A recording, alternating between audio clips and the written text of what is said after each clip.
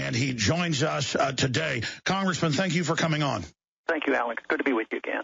It's good to have you with us. There is so much happening. I've got a lot of questions, but what is most important, Congressman, right now on your radar? Well, it's continuing to do what I've been doing. You know, a lot of people say, well, what's your strategy? What are you going to do differently? And you know me well enough that probably the last 30 years, especially the last 10 years since we've known each other, I do the same thing over and over again, but I try to improve not only the delivery, but the message always stays the same, but we get better organized.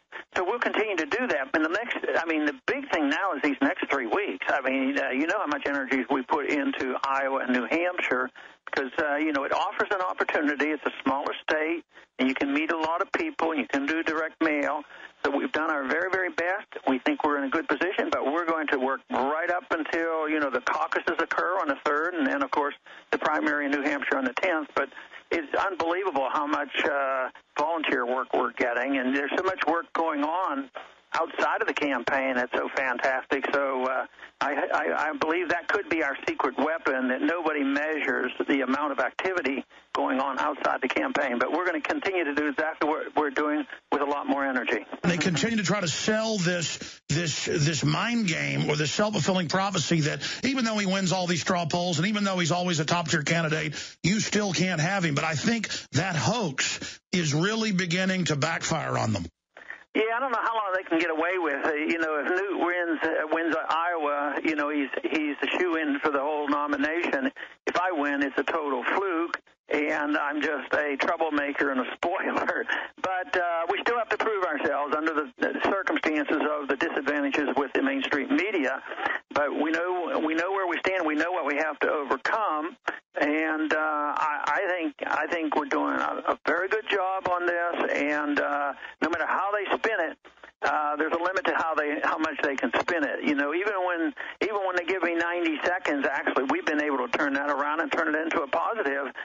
When you see guys like Jon Stewart and others, just mocking, the unfairness of the system. So we have to keep plugging along. That's all. They've tried to ignore you. Now that's failing. The attacks are beginning. Do you think that it's going to do the same thing again and boomerang back on them because the mainstream media and political system is so discredited?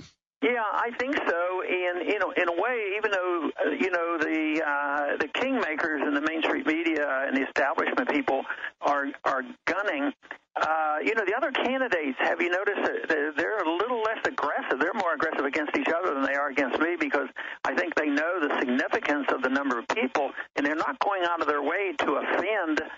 They say, there's just a couple percent, there's 7 or 8%, but they're being a lot more cautious because they know our percentages are much higher, and we can play a significant role, and they're being a little more cautious at least. If you were to go after Obama more, pretty much run against Obama, transcend the other Republican minions and point out, as you have, that they're basically just rhino Republican versions of that, and point out that you've pointed out the real problems and are the only candidate that has any shot at trying to turn the ship around.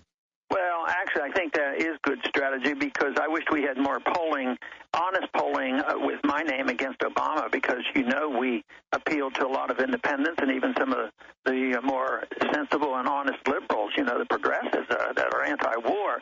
So I think what you're suggesting is very good, and I would have to admit I don't do enough of that. And it's a mixed bag. Politically, I think is very, very good, and he deserves it, and that's who ultimately you have to run against. But in the primary, I'm not running against him. And I also like to be as upfront as possible, when it comes to analyzing our tragedies and the foreign policy and monetary policy and the economic foolhardiness of it. They've been going on for a long time, and it's both parties, but I should at least be more bipartisan and condemn Obama just as much as I criticize some of the things Republicans have done over the years as well. Look at Mitt Romney, his voting record, Obamacare. He is a Republican Obama. Vote in another Obama. Or look at Newt Gingrich. He's for carbon taxes, Obamacare-style stuff. He is another Obama. And so basically, A, it's a vote for Obama because either one of those guys is going to beat Obama, but B, it's a vote for Obama because they're just clones of him, just with a little bit different rhetoric. I think that is the secret weapon, Congressman. Yeah. And I got a little bit out of it, but probably not as sharp as I could have or what you might have done. But, in the debate the other night, I said the two of them are totally on the defensive. They're defending their record. I mean, how can they lead our party if they're defending themselves for not being, for having been like Obama all along? So that is the big issue, and I think probably, Gingrich has been pretty aggressive in that light, so maybe that's one of the reasons he got bumped up a bit. So that's not a bad advice at all.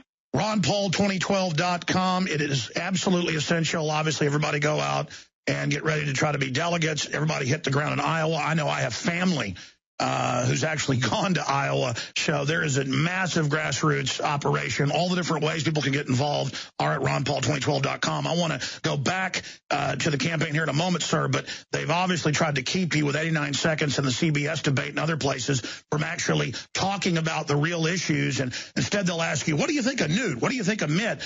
So they can basically still give you time and not get caught censoring you, but they still censor you in another way. What do you have to say about that?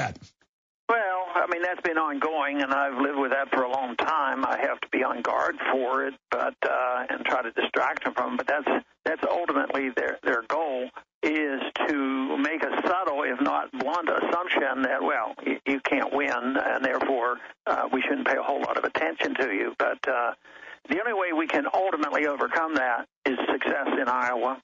As a beginning point, if we do really well there, they're going to have a lot harder time doing that to us. I saw the Republicans here in Austin are going to protest Eric Holder, the Attorney General, today because he wants the UN to oversee our elections. And I agree, that's certainly out of control and treasonous. But this is the guy caught perjuring himself, and the memo CBS released last week show that they said they were going to blame the guns in Mexico on the Second Amendment. Is that not a form of false flag against our most basic of rights, sir? And what would you do, if president, to people like Eric Holder?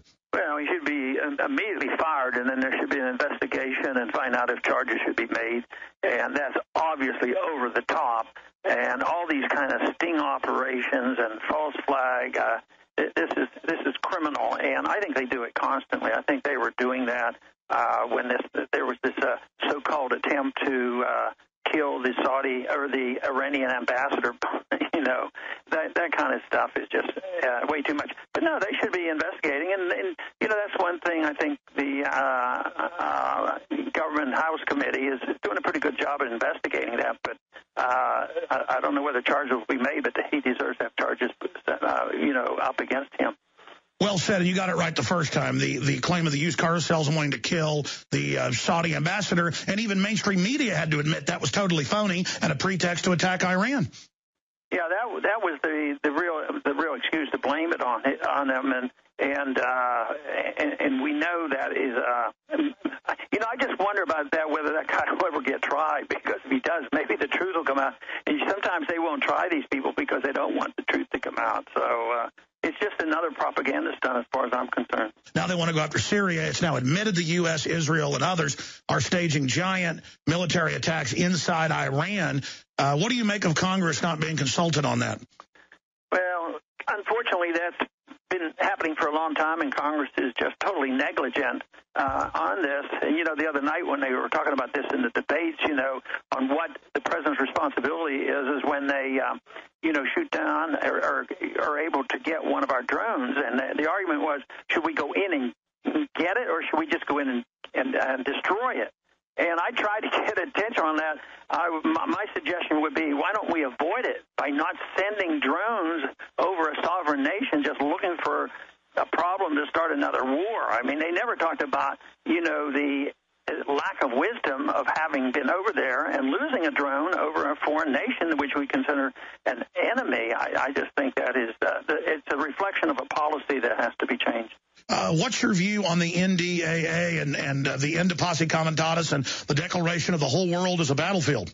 Yeah, well, I think the significant difference is not so much in what they have done, but the announcement and the arrogance of it all, that they actually put it into law. Our government's been involved with our CIA and involvement in overthrowing governments, and this for a long, long time. And, of course, last spring, I guess it was in February, where the administration admitted that they could assassinate American citizens. and now they're putting it into law. So this to me is an extremely wrong way to go. This is a giant step. This should be the biggest news going right now. It's literally legalizing martial law. And yet, in our debates, how often does it come up? It didn't come up at all.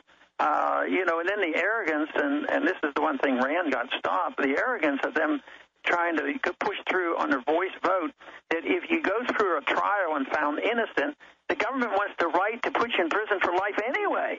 And fortunately, they wanted to do that in voice vote, and he finally got a vote on that, and that was canceled out. But that is arrogance of the administration and neglect of the Congress in using their authority and responsibility, as well as the people. That's why it's up to so many of us now to wake the people up, because they don't probably realize the significance of it. But this is big. This is big. The monetary issue is big, all these things I've talked about.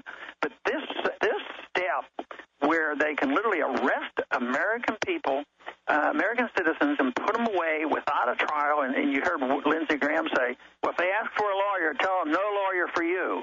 I mean, that is arrogant and bold and dangerous. Let's hope and pray that we can get that kind of stuff reversed. Congressman, we've only got a few minutes left with you here, and I wanted to continue looking at the presidential race. What would be the first three things that you would do, the first three goals when you got into office, when you were sworn in January of 2013? Well, there are three big goals, but you might not be able to do as much all by yourself the first few days, but you could change the foreign policy immediately and send a message to the world that we are not looking for more wars. We're looking for, a more peaceful solution to the problems, and that is to start bringing our troops home, which would send a message that money is going to be spent at home instead of overseas, might send a message to the markets that things will be different. But then other than that, then it's be working on the budget to cut the spending. My proposal that if we're serious about this, we have to cut the budget. I want to cut it first year at $1 trillion. And the other thing that must be changed is curtailing the power of the Federal Reserve to monetize debt and get something passed where we can either or both, restrain the Federal Reserve to act on its own, to print trillions and trillions of dollars and bailing out everybody around the world, as well as a thorough audit of the Federal Reserve, and then find out, find out exactly what they have been doing, and then aim for legalizing the competing currency. Some of those messages, if we change our foreign policy, bring our troops home, start balancing the budget, you don't have to wait for everything to be perfect. It's just the direction we're going. People might say, hey, this is different, and maybe some optimism would come back, which we need a lot of. Beautifully said. What can we do on the campaign trail briefly? And then finally, I know you've written a piece today that's on your congressional site. It's also on InfoWars.com about forced drug research where they're trying to psychologically screen the kids. Internet kill switch admitted in the Washington Post. All of this is happening. But what can we do to ensure that you win in Iowa, Congressman, in closing? Well, to continue to do what we're doing, and if they're not anybody's not involved, want to go to Ron Paul 2012 and find out, because people can phone from home. They certainly can raise funds. People are going out to Iowa. There's activity, but there's a lot of electronic activity going on, with automatic phoning and different things that's done. This is very, very important. So we're in the lap here right now, so it's very important that we get maximum effort made. I was about to say, now is the time for the maximum effort, and certainly I'm glad you ran again. Look at the incredible effect you and others have had since your last run 4 years ago. You've got a real shot if people believe and take action. Congressman Ron Paul, thank you so much for spending time with us, and go with God. Thank you, Alex. Thank you. Thank you, sir. Wow, there goes Congressman Ron Paul joining us today. What an amazing interview.